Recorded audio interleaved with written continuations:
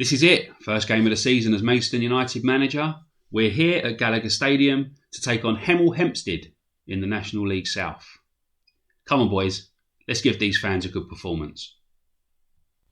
Hello everyone and welcome back to the channel. I'm Pete and this is episode 2 of our quest to get Maidstone United to the Football League.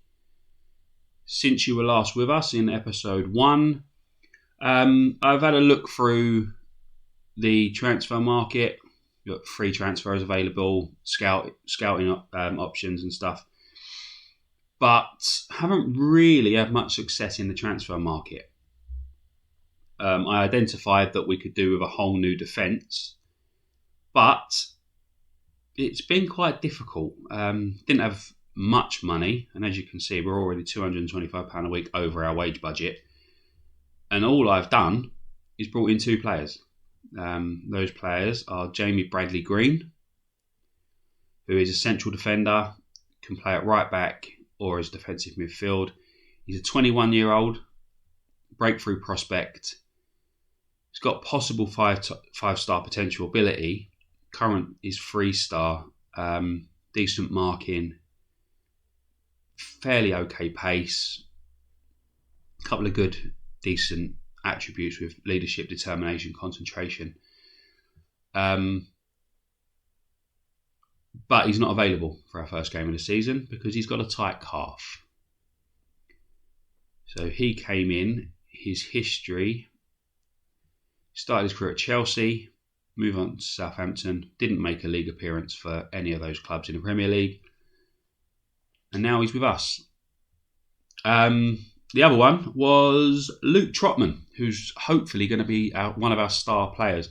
Again, he's only 3-star current ability, 4-star potential. But he's a fullback. He can play fullback or wing-back. He's better than everyone that we've got, like every other right-back we've got at the club, which wasn't many, to be fair. He... Back there, I pressed the wrong thing. Played at Luton, went out on loan to a couple of non-league clubs. He's been playing at this level for the last few years with Nuneaton Borough and Darlington. So he isn't going to set the world on fire, but he's better than what we had. I tried to sign quite a few players on free transfers. They all went to different clubs. There was like 3, maybe 4 that all chose a different club over me. And I've realised that it's going to be quite hard to sign players at this level. So what I'm currently doing is I've got my assistant manager looking for loan options where I don't have to pay any money for them. Other than that, we've had a few injuries. Only 1 win in pre-season, along with 3 draws and 2 defeats. Wasn't the best preparation for our new season, but we got a win in our last game against Eastleigh, who, as you know, they're in the National League, so they're above us. So we did beat a team that are above us. But we're here ready for our first game of the season. As I said before, it's been quite hard to sign players. It's also been impossible to get rid of anyone. I identified that Pavey weren't going to be up to much. He's just a fringe player. He was on £600 a week. I put him a surplus to requirements and put him on the list. I've offered him out twice. No one wants him. At this level, £600 a week. For, again, a fringe player. I can't see it being easy getting rid of him. Hopefully we'll get a bid for him at some point. I also looked at possibly releasing our captain, Ella Kobe. No, where is he? He's there. He's 35,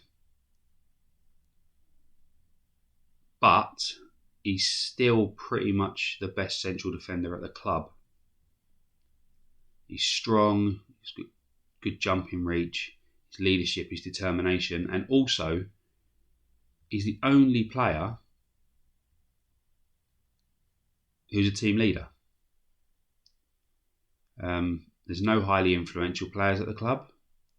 So we're going to need a couple of players from this little list here to move up.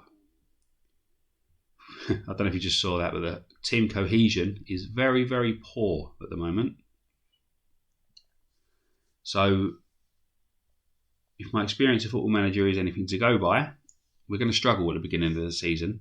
But a very good club atmosphere and a very good managerial support, but the team cohesion is very poor. So we're going to need to build the team cohesion before we can go on a run of several victories. But that's enough of what we've done in between episodes. We are going to go with a team of Tom Hadler in goal, Luke Trotman, George Elakobi, Michael Phillips and Jerome Binnon-Williams as the back line. I have got a few injuries. Gavin Hoyt is injured. Joe Elo, who is basically our best central defender, other than Elakobi, he's injured. Bradley Green, the new player, is injured. Brown has passed the fitness test, can play 45 minutes. And we already know that our best striker is out for the next 4 to 5 months. Regan Booty is playing as defensive midfielder. I would have had Phillips as a defensive midfielder and Booty in central midfield, but that will happen when Elo is fit again. Gallagher, Jake Gallagher, and what's happening there? And Samuel Corn are our midfields. Rory Deacon, Joan Luque, Johan Luque, I'm not sure how you pronounce his name. I'm going to call him Joan. And then Jack Barham is up front. We're going with a direct counter-attack in a 4-3-3 with a defensive midfielder. Positive mentality. We're going to play high tempo and look to outplay a team who, when we looked at the media prediction, were tipped to finish above us in the league. So I think today's going to be a good sign of where we're headed, to be fair. We have poor team cohesion, so I think that's going to have a negative effect on the team.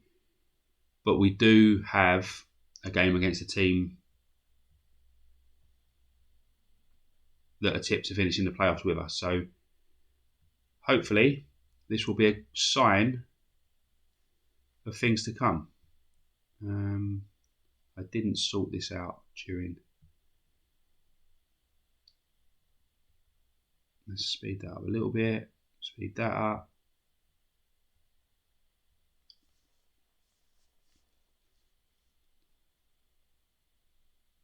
And I'd like to see a solid first half performance here to give us a bit of confidence.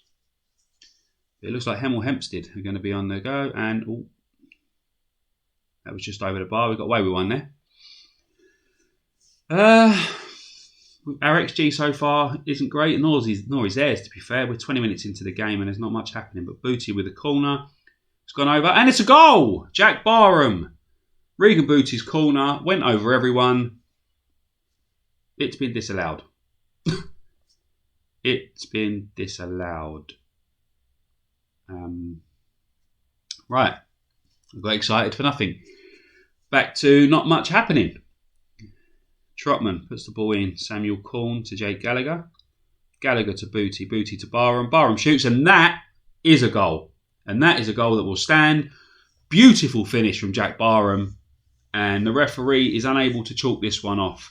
Trotman's ball in. Corn back to Gallagher. Gallagher, nice little short pass to Booty. Booty with a nice little pass. And then Barham, great vision on the turn. Keeper probably should have saved it. But I'm taking it. We're 1-0 up against Hemel Hempstead. A couple of minutes to go till half time, but we need to defend this highlight now. Miles Brown puts one across. Trotman out to Deacon. Now, if Deacon can break here, he needs players with him. He needs a bit of support. Come on, boys, get up there and support him. Deacon puts the cross in. Samuel Corn, and it's over the bar. Brilliant running from Rory Deacon there, though. Marsh Brown for Hemel Hempstead, and Freddie Hines is up there to head home the equaliser. We probably should have been a bit better there. Marsh Brown picked the ball up. He was a bit quicker than our left back. And we had 3 defenders there. 3 defenders, and not one of them has even jumped for the ball. I think I've got the tactics set to try and force... assistant recommends 10 and we didn't like what I see. To force the opposition outside. If they keep putting crosses in like that, I don't think that's going to work. Right. Still not much happening in the way of highlights. We're slightly ahead on XG. But now Carruthers in with a corner. Headed away, but not really to safety. Carruthers back into Gleeson. Gleeson to Okiang. Our defence is all over the place. Get a tackle in, boys. Come on. And that's a brilliant save from Hadler. It was straight at him, really, but it said it would have been a wonder goal. So I'll take that. But we're still on the back foot here. They're still attacking. Magoma. It's again going to look at a brilliant tackle from Luque. Great tracking back and defending there from the attacking winger. Trotman, Gallagher in. Oh, hold on there. I don't know what happened there. Fantastic cross.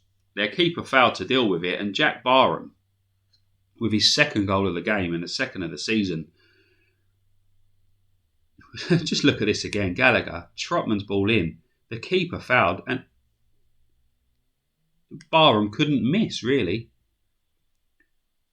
Let's start thinking about making a couple of changes for the last 10 minutes. Deacon to Booty. Let's just get this highlight out of the way. Deacon again. Back to Trotman. Trotman over the top. Deacon is clear. 1-on-1 with a goalkeeper, and that is a fantastic save from their goalkeeper. But we got the corner. Booty will put it in. Over everyone. And their defence is worse than ours. Awful defending there. Booty in. Okiang plays it back out. Booty. Luque, can he get a cross in? Can someone get a cross in? Let's just pause that. Make a couple of changes here. Jake Gallagher's looking a bit aggressive, so we'll get him off. But who we got? We've got Dominic Odesonye, who can play. Then again, we could probably do with Corn being taken off there. Odesonye is okay playing essential midfielder in attack. We're going to bring Sean Walters on the left for Luque.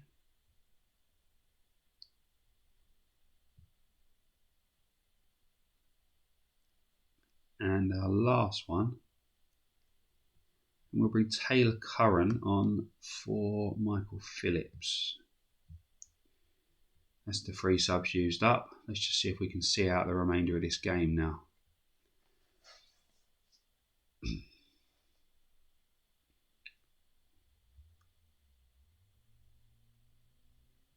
And we have. That is an opening day success. Jack Barham, the star of the show, with a 9.1, 2 goals. Regan Booty, I said he was going to be key to this team. And an 8.0 rating. Trotman played well at right back, our new right back, 7.7. And Michael Phillips, who I said was going to be our defensive midfielder, who's playing as a makeshift centre back today, gets a 7. The rest of the ratings are not great. I mean, Deacon with 6.9. But we've got the victory, and eventually it showed that we were well in charge. Our XG was 2.19 to their 0.69. 16 shots on goal, 7 on target. 10 yellow cards in the match, though. Maybe you have to look at. Then again, it's non-league football. What do you expect? The dressing room. I will tell them. I'm not going to go with what the assistant recommends. The assistant recommends to say, I'm pleased with the performance but frustrated because it only highlights our lack of consistency. I'm going to say that was an excellent win to inspire the team on, build a bit of confidence, and hopefully they'll take it into their next game. Ebbsfleet, the team that are tipped to win the league, who are odds on to win the league actually, if you look at it, they beat Tonbridge 3-0. Havant and Waterlooville was another one who were tipped to do well, and they've picked up a 3-0 victory over Welling. Dorking, Dulwich, Billericay, Chelmsford and St Albans all picked up opening day victories. But I'm only concerned with what we do. If we win every game, we're going to go up, aren't we? Maidstone in control as the Tudors are brushed aside. Trotman impressed on his debut. Barham praised his performance. I was looking at possibly getting rid of Barham and bringing in a new striker, but 2 goals on the opening day. I am pretty happy with that. Right, I'm only going to cover the one game.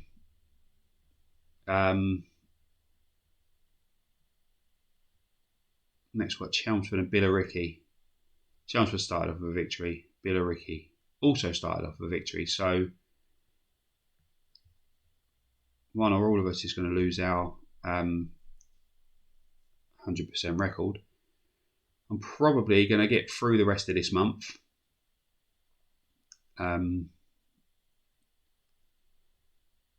Possibly through September as well. I mean, there's no transfer window to come back for at this level. I'd like to get down, try and build that team cohesion that I was talking about, and then come back for a trip to Ebbsfleet, the team that are tipped to run away with this division and go straight back up as champions. What's that? It's only 7 league games. It's not much, but it should give me a chance to build the team cohesion. Like I said, we've got no transfer window or anything. If we do anything of any note with regards signings, then I'll come back. One other thing I forgot to mention before, we've brought in another couple of coaches. A bit of international flair to our coaching team. Joe Cole, former England international, 56 capped England international, comes in as a part-time coach on £400 a week. It's only for 12 months, but we needed more coaching. And Tommy Hoban, who is a former Irish under-21 international, comes in as a coach as well. I think that's going to wrap up this episode. Like I said, we will be back. The latest will be Ebbsfleet away. If anything of note happens before that, then I'll come back and show you. But until then, thank you for watching. I hope you've enjoyed it. If you did watch it and you did enjoy it, hit the subscribe button, hit the like button. I'm a new channel. It's going to take time to build, I understand that. And every little bit of support helps. Again, I'll mention video quality, sound quality, etc.